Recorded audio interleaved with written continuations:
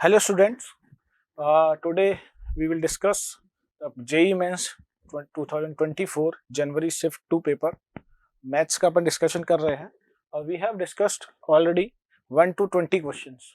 Now I will start from question number 21. The question number 21 is from differential equation. बहुत simple question है और direct variable separable equation दे रखी है. So this is x square minus 4 dy equal to y minus 3 dx.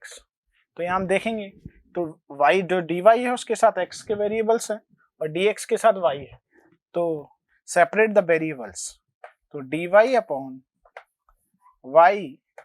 y minus 3 equal to dx upon x square minus 4. Clear? Now integrate both side. तो इसको क्या करेंगे, use partial fraction. तो y minus 3 upon y into y minus 3. तो अपन ने इसको adjust कर लिया dy और यहाँ कितना आ रहा है 1/3. बेसिकली अपन ने 3 से मल्टीप्लाई किया है और ये तो डायरेक्टली फॉर्मूला है 1/2a. तो this is 1/1 dx upon x square minus a square. तो 1/2a तो 1/4 2 into 2 ln x minus 2 upon x plus 2 plus c. Clear? Now divide कर दें यहाँ पर. तो 1/3 कितना आ जाएगा, y से y कैंसिल हो जाएगा फर्स्ट में. तो 1/y माइनस 3 माइनस या y माइनस 3 कैंसिल आउट हो जाएगा. तो it is 1/y dy equal to 1/4 ln x minus 2 upon x plus 2 plus c. तो this is 1/3 ln y minus 3 mod y minus 3 ln mod y equal to same. तो 1/3 ln y minus 3 upon y equal 1/4 ln x minus 2 upon x plus 2 plus c. So we have given in the question is at x equal to 4 the value of y is 3/2. Then at x equal to 4 then we will substitute x equal to 4 and y equal to 3/2. Clear? So here 1/3 ln 3/2 minus 3 upon 3/2 equal to 1/4 ln 4 minus 2 upon 4 plus 2 plus c. तो this is minus 3/2 upon 3/2. तो mod 1 हो जाएगा. This value is 0. Clear? The value of c is, this is 2/6 1/3. The value of c is c plus 1/4 ln 1/3 equal to 0. The value of c is 1/4 ln 3. Clear? Now in question question asks the value of y at x equal to 10. The solution of this equation is this: 1/3 ln y minus 3 upon y equal to 1/4 ln x minus 2 upon x plus 2 plus the value of c is 1/4 ln 3. Substitute x equal to 10. 1/3 ln y minus 3 upon y equal to 1/4 ln 10 minus 2 is 8, 10 plus 2 is 12 plus 1/4 ln 3. Clear?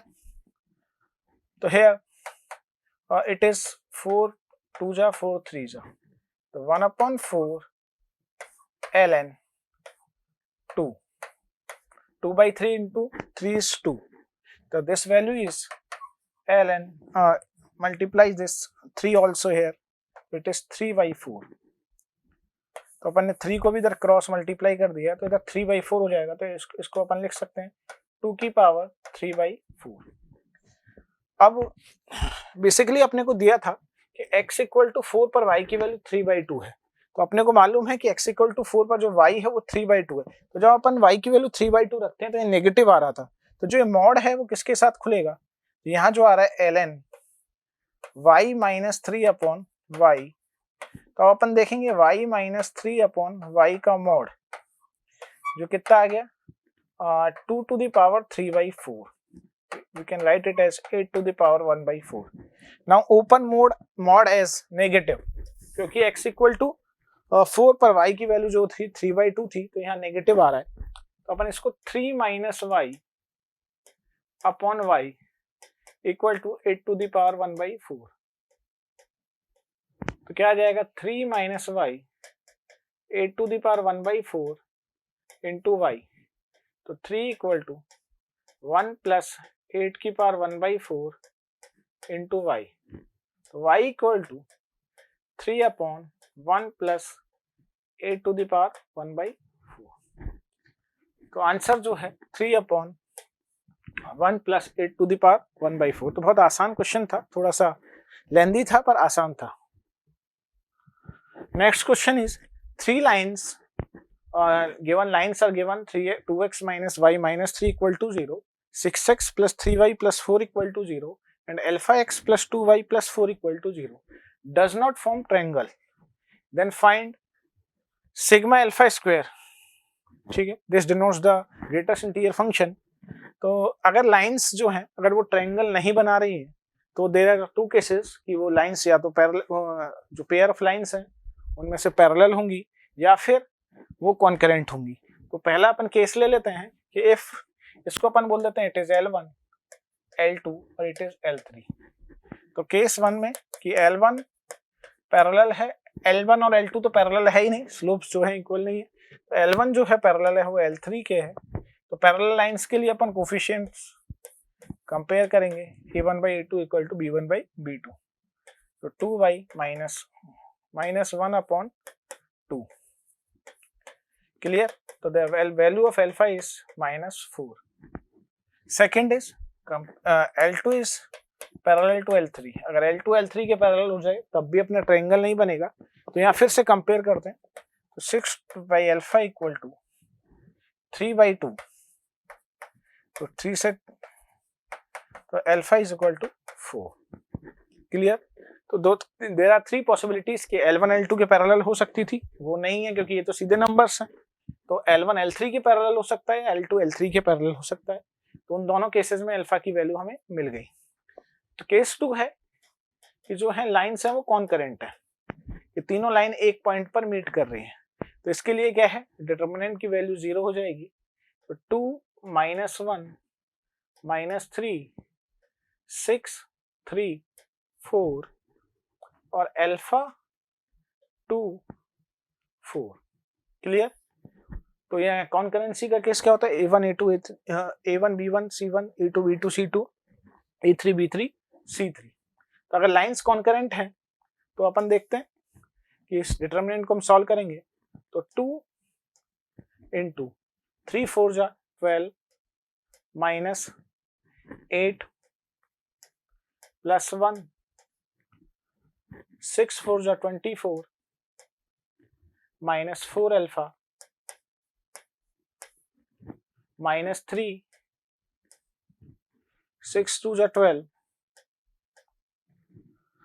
Minus 3 alpha equal to 0। तो the value of determinant is 0, clear.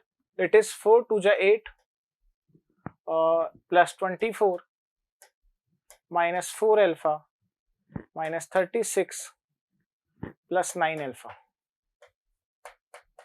so this is 5 alpha minus 4 equal to 0. The value of alpha is 4/5। तो alpha की क्या क्या values आ गई, alpha is 4 - 4 and 4/5।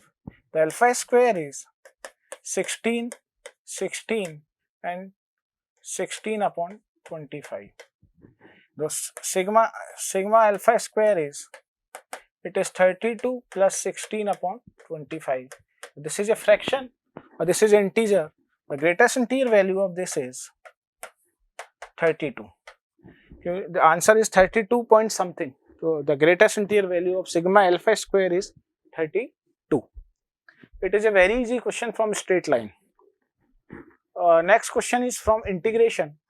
Here, let fx is equal to 0 to x zt log 1 minus t upon 1 plus t dt. और यहाँ दिया हुआ है कि gx जो है वो कंटिन्यूस ऑड फंक्शन है और माइनस π/2 से π/2 fx प्लस एक और इंटीग्रेशन दिया हुआ है, इसकी कुछ वैल्यू दी हुई है तो उस वैल्यू से कंपेयर करके हमें अल्फा की वैल्यू निकालनी है।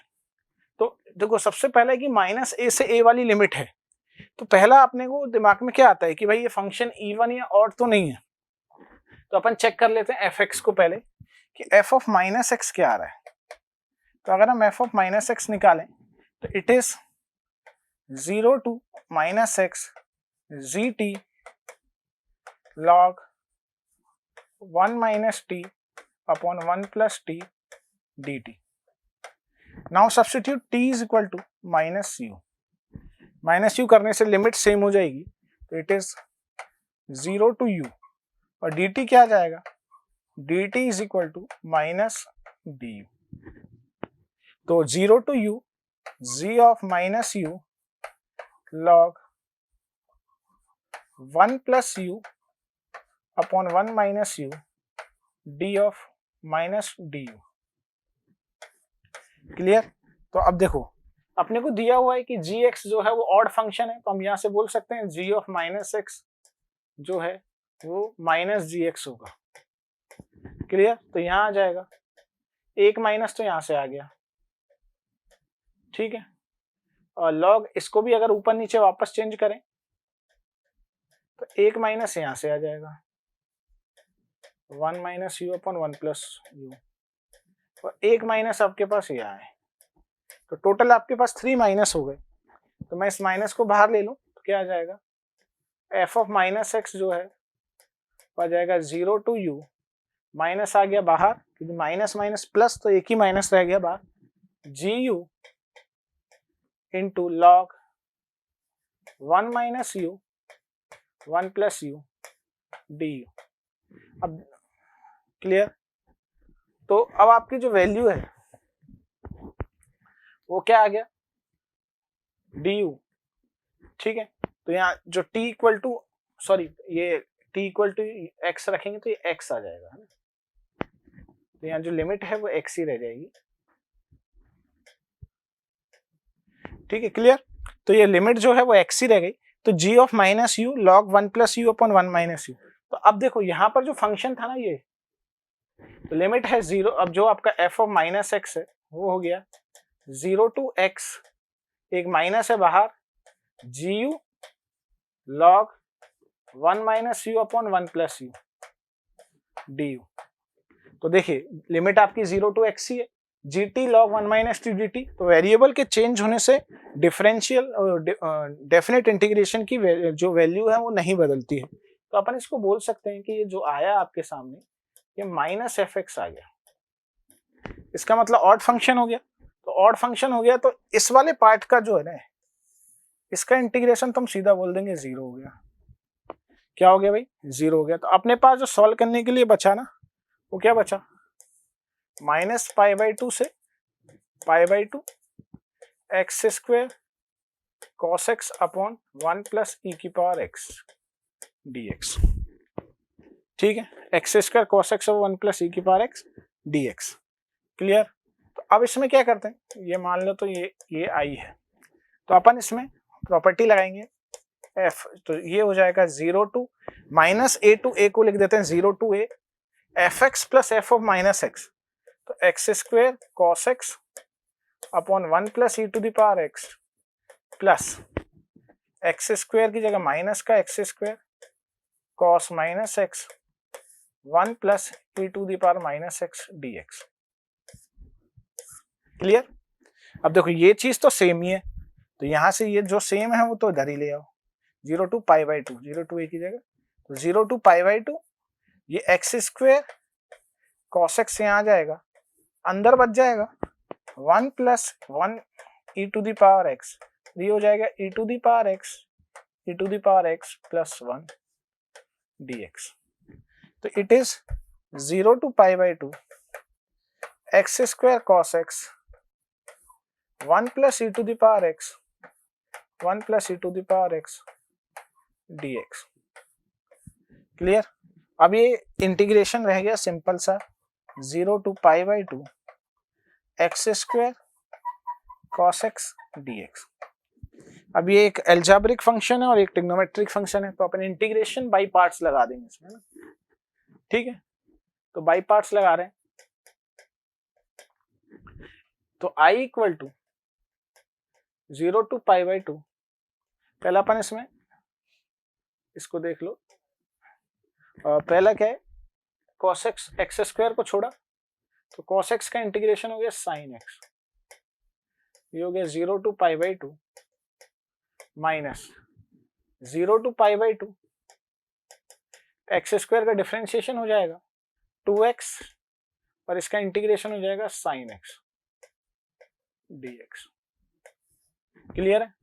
तो यहाँ आ जाएगा i = तो ये हो गया π²/4 और ये हो जाएगा sin π/2 = 1 और 0 पे वैल्यू 0 आ जाएगी। फिर वापस से इसमें एक और बार अपन बाई पार्ट्स लगा देंगे, है ना। तो बाई पार्ट्स लगाएंगे तो x को छोड़ो, sin x का माइनस का cos x, जो इंटीग्रेशन हो जाएगा 0 से π/2 माइनस x का 1 माइनस cos x dx, 0 से लेकर π/2, ठीक है। अब देखो π/2 पर cos π/2 0 है और 0 पर x 0 है, ये तो ओवरऑल 0 हो गया, है ना। तो इसको तो देखने की जरूरत नहीं है ना। और ये माइनस यहाँ जाएगा तो माइनस, ये माइनस माइनस प्लस हो गया, तो माइनस का 2 और cos x का इंटीग्रेशन हो जाएगा sin x, 0 to π/2। तो what is sin π/2? π² - 4 minus 2, it is sin π/2 which is 1 minus 0. The answer is π/2 whole square minus 2। Clear, ये i की वैल्यू आ गई अपनी। तो हम देखें इसमें, तो आपसे बोला था π/α का होल स्क्वायर माइनस अल्फा, तो this alpha is, then alpha is 2. The answer of this question is 2. Clear? तो स्टूडेंट्स, ये these all questions are memory based questions जो कि हमने बच्चों से पूछ कर निकाले गए हैं, तो their data may be some different from actual question paper. Thank you.